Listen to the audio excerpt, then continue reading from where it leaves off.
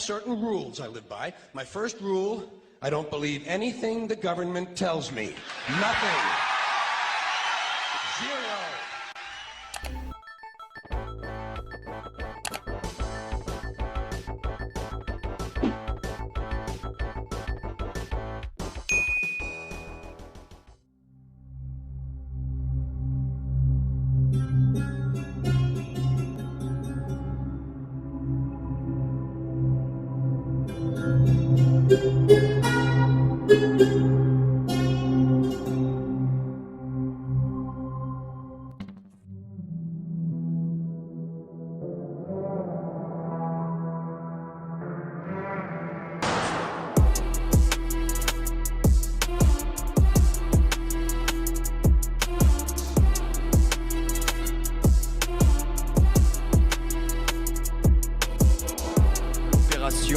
Est millimétrée.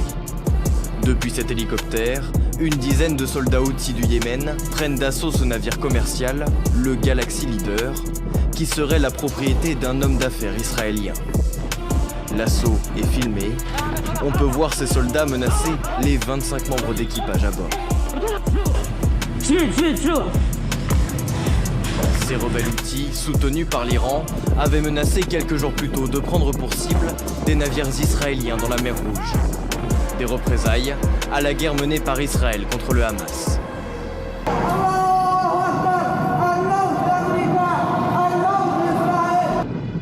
Selon le porte-parole militaire des Houthis, le navire a été transféré vers la côte yéménite. Ces dernières semaines, l'organisation armée qui contrôle une bonne partie du Yémen en guerre a lancé plusieurs drones et missiles en direction d'Israël.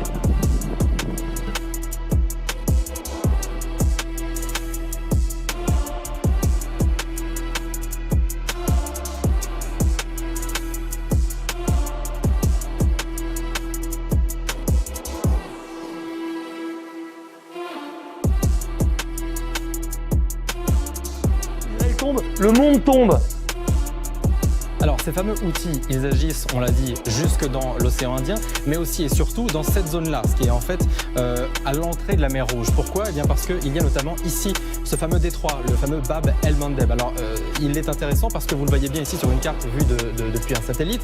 C'est vraiment un passage extrêmement étroit, donc qui est essentiel au commerce parce que évidemment il mène dans la mer Rouge, tout au fond ici, au fameux canal de Suez qui lui est un passage encore plus étroit et qui, encore une fois, Aurélien Duchesne brasse des milliards de dollars de marchandises en vérité. Si Israël tombe, le monde tombe.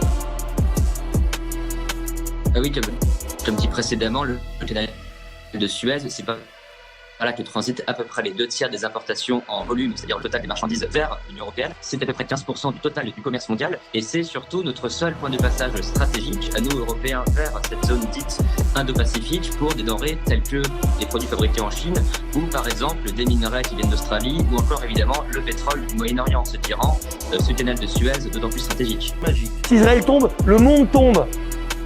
Attends, leur monde disparaîtra. Oui, ça c'est vrai.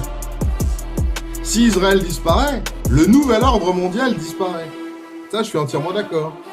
Leur façon de penser disparaîtra. Oui.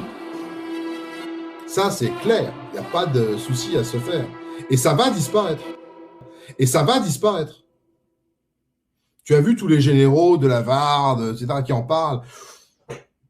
Les généraux qu'on a entendus là, depuis les généraux, les colonels, enfin tous ceux qui ont parlé depuis 15 jours, un mois, disent tous que, écoutez, on aimait bien Israël, on est allé sur place, on a vu une imposture épouvantable, on est revenu de là totalement anti-Israël, quoi. Bon, bah, c'est ce qui se passe avec tout le monde. Enfin, tous les gens qui ont fait des treks ou des voyages là-bas le savent très bien. J'ai plein d'amis qui sont allés là-bas, qui sont pas du tout alors politisés ni rien, mais ils m'ont dit, écoute, on allait là-bas, on passait un pays arabe, oh, c'était la fête tous les soirs, on était bien, on se sentait bien. On arrive en Israël, c'est une horreur épouvantable, ils se comportent mal, les enfants ne savent pas se tenir, enfin, c'est une horreur. Et puis tout d'un coup, on arrive en Syrie, ah, on respire. Voilà, bon. C'est ça.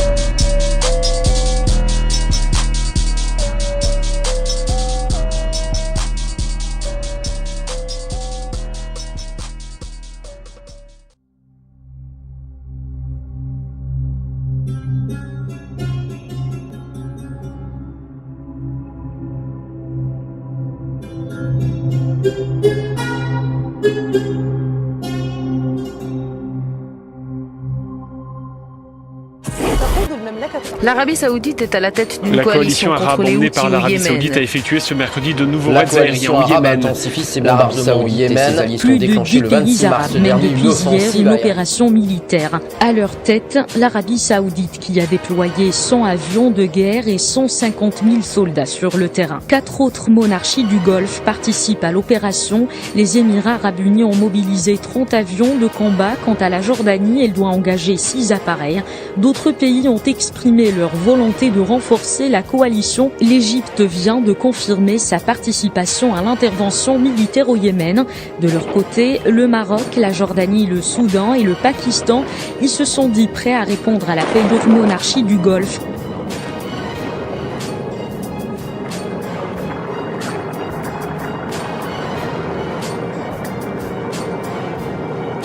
لا تتصوروا أن المسألة سهلة، ليست سهلة أبدا، ولا يتصور من تورطونه لينضم معكم إلى عدوانكم أن المسألة سهلة.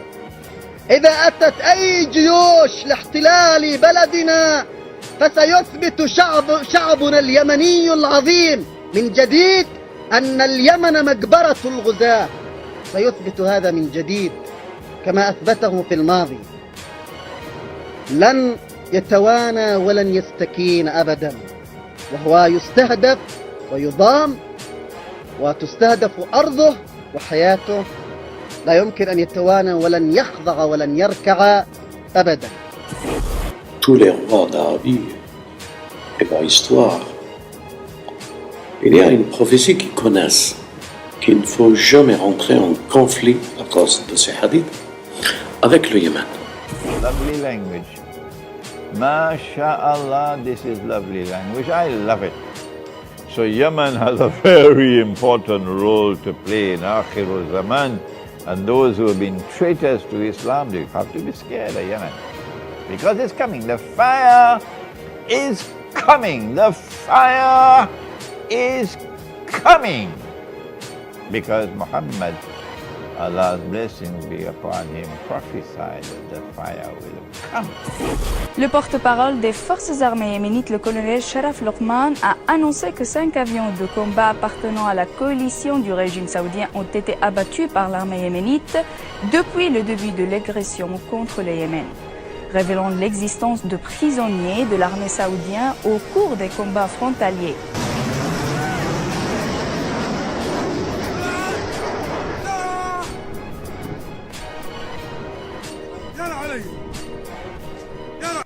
Les tribus yéménites ont pris d'assaut la position militaire Al-Radif et l'ont dynamitée alors que les soldats des Saouds ont pris la fuite.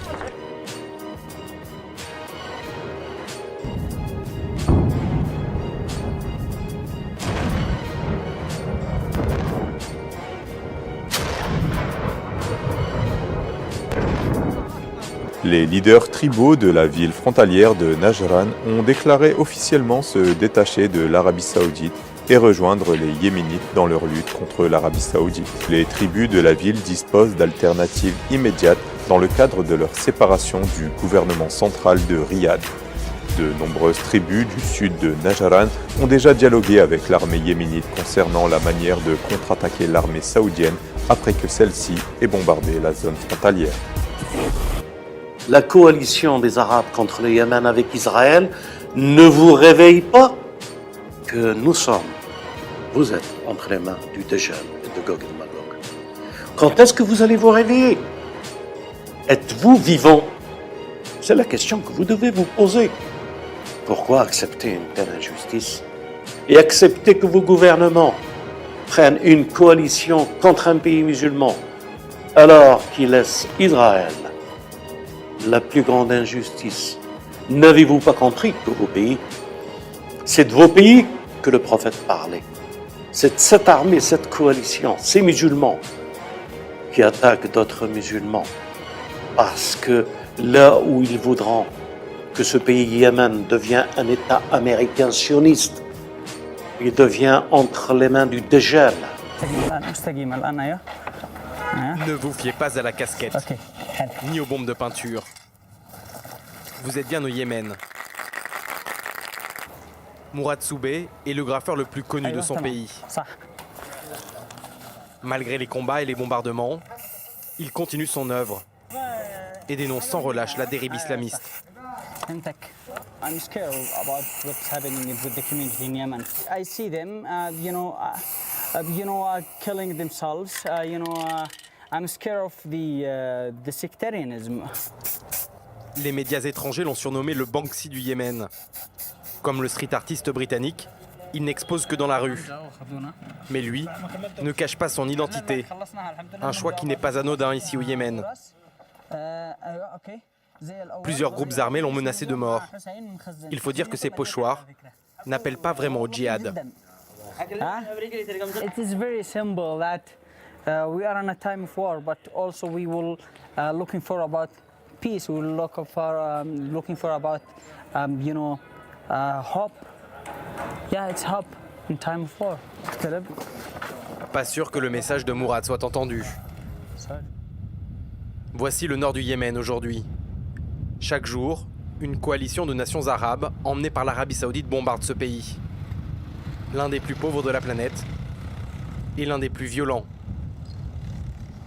En moins de 6 mois, les combats ont déjà tué entre 5 000 et 10 000 personnes, dont une majorité de civils.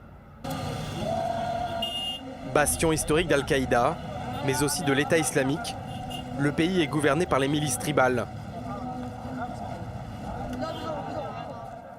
Et voici celle dont l'Arabie Saoudite veut se débarrasser. Les Houthis, une tribu chiite accusée d'être le fer de lance de l'Iran dans la région.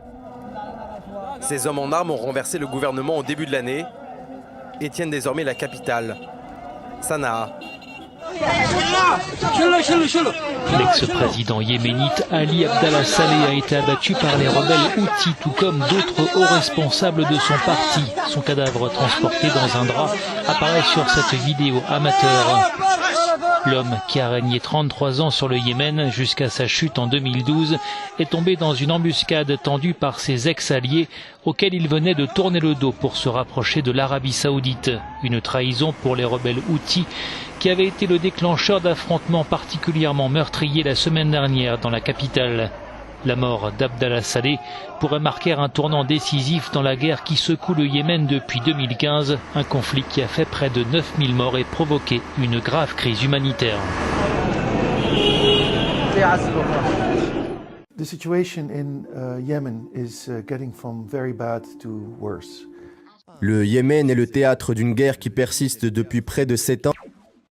Soyons clairs, le Yémen est en train de s'effondrer sous nos yeux. Ces mots sont ceux de l'ancien secrétaire général de l'ONU, Ban Ki-moon, prononcés lors d'une réunion du Conseil de sécurité des Nations Unies sur la situation au Yémen en février 2015. En 2018, l'ONU avait de nouveau alerté sur le fait que la situation humanitaire au Yémen est la pire au monde. Avec près de 30 millions d'habitants en 2018, le Yémen était classé 101e sur 194 dans le classement des pays par PIB, basé sur les données du FMI. L'Arabie Saoudite était quant à elle 18e, l'Iran 28e et les Émirats Arabes Unis 30e. Il est important d'avoir ces chiffres à l'esprit, car cela aura son intérêt pour la suite, au vu de l'importance qu'ont ces trois pays dans la guerre actuelle au Yémen, qui dure depuis 2014. Et nous verrons que nous sommes passés d'un conflit national à un conflit régional, voire mondial. Aujourd'hui, on commence avec une image effroyable, un mouvement de foule lors d'une distribution caritative et ce bilan terrible, 85 personnes mortes et des centaines de blessés. Nous sommes ici dans la capitale, Sanaa, d'un pays que l'histoire n'épargne guère, le Yémen, et sa population qui manque de tout et meurt de faim. On ne parle pas assez de la guerre terrible qui s'y déroule, loin des caméras, depuis près de 10 ans. Alors pour tirer le Yémen de l'oubli, sortons nos cartes.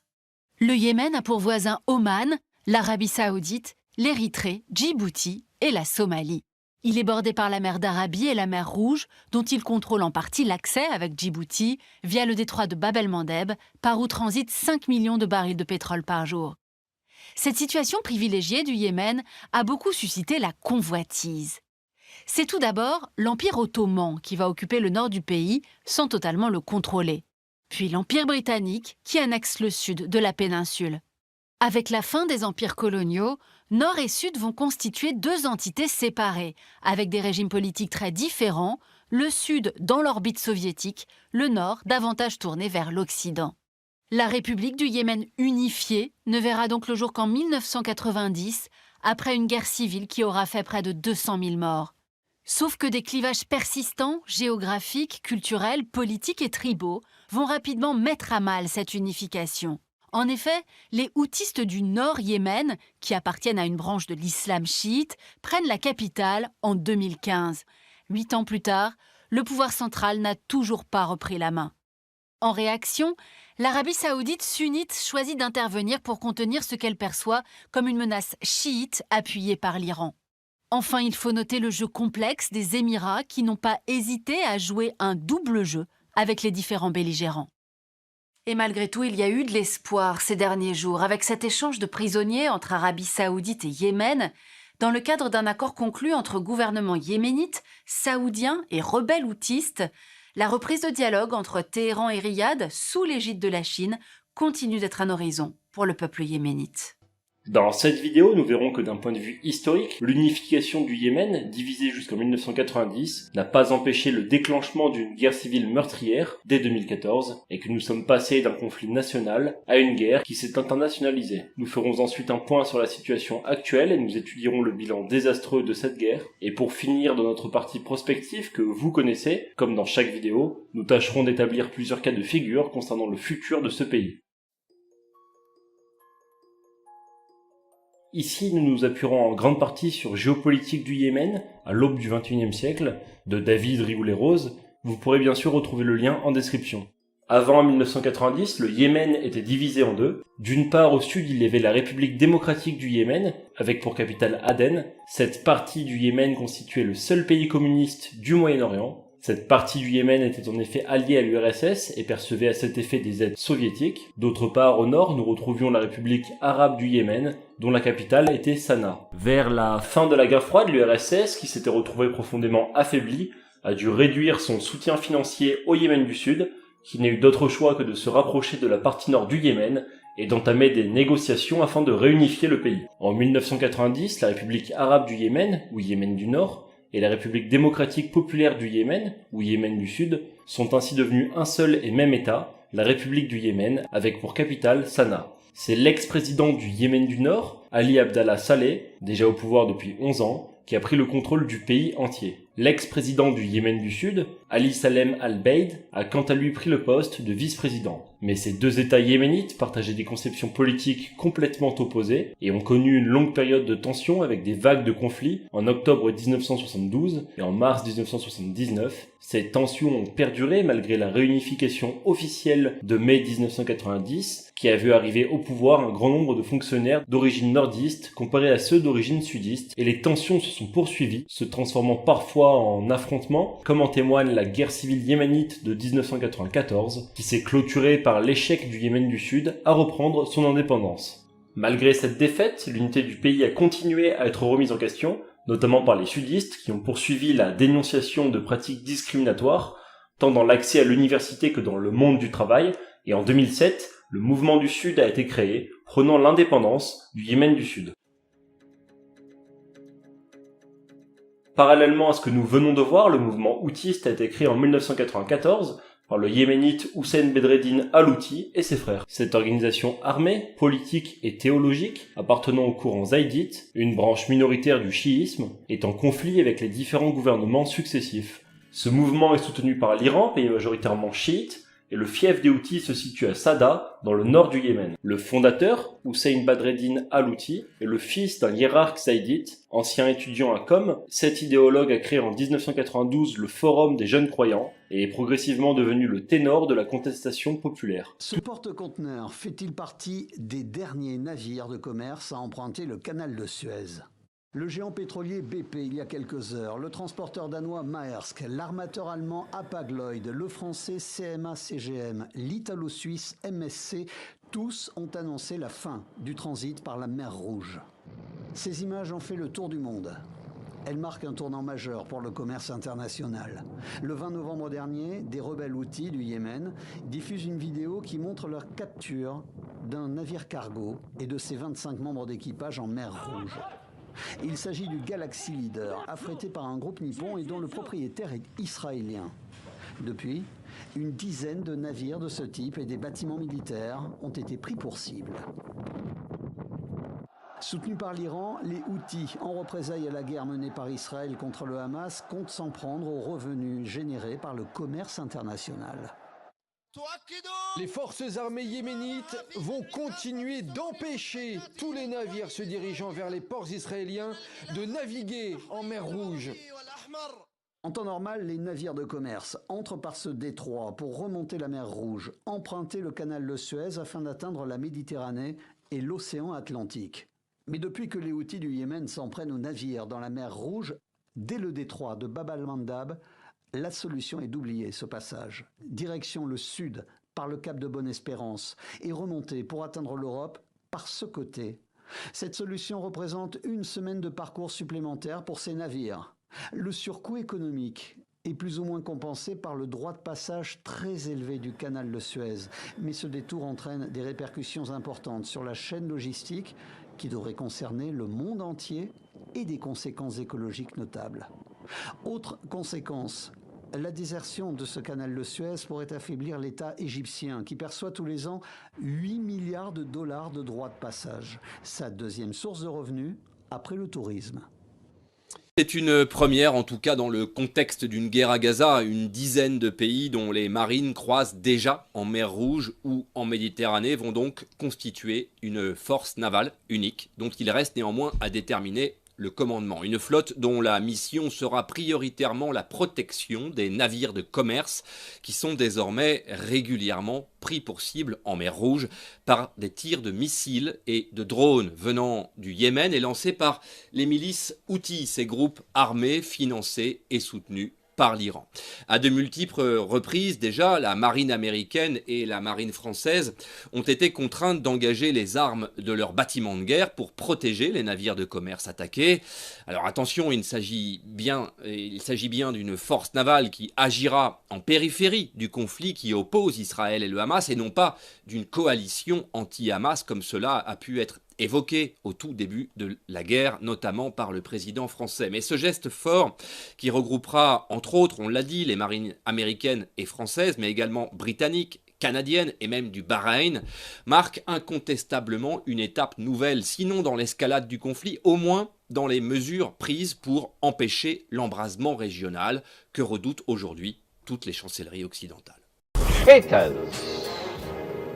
betrayed Islam, join with the Judeo-Christian Zionist alliance, which Allah had prohibited. لا تتخذوا اليهود والنصارى أولياء بعضهم أولياء بعض. Do not turn to such Jews and such Christians as your friends and allies who themselves are friends of allies of each other in a Judeo-Christian Zionist alliance.